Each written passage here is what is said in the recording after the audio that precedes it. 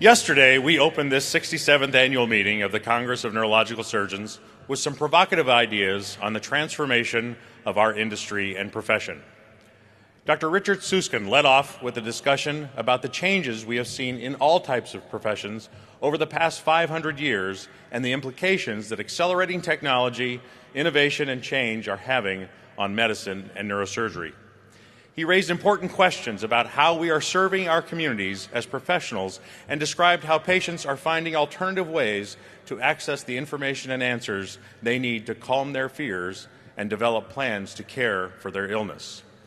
Author Jamie Holmes followed Dr. Susskind with a talk about how the accelerated pace of change has created a perpetual state of newness. He noted that as professionals, we are now called on to constantly update our skills and to recognize that as our island of knowledge grows, so does our shore of uncertainty.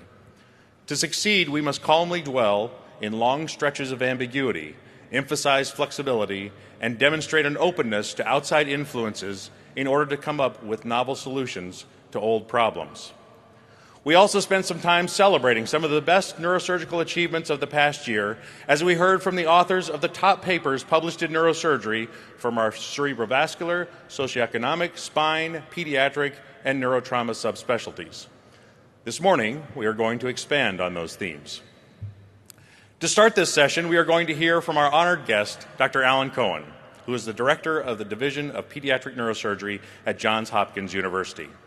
His talk on humility is going to focus on how that character trait is essential in delivering the non-technical factors that contribute to the art of healing a patient. Next, we will hear from international best-selling author and banker Brett King. Mr. King is going to pick up on the transformation theme of this meeting and expand on what was discussed yesterday by Dr. Susskind and Mr. Holmes regarding the effect of technology's rapid expansion. He will describe how the volume of data being generated by literally billions of devices connected to the internet is changing our culture by connecting us in ways we never imagined. When we are constantly connected to each other and to the devices we use each day, our culture begins to transform into something that, while recognizable, is very different from our tradition. Decisions that were once the sole domain of humans, such as which drug is best for a patient, where to invest money, or which road should be taken to work, are beginning to be replaced by algorithms and data clouds that exert their power without ever being seen.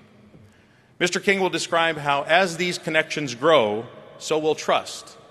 That in a world defined by constant connection, those that choose to be absolutely private will be treated with suspicion.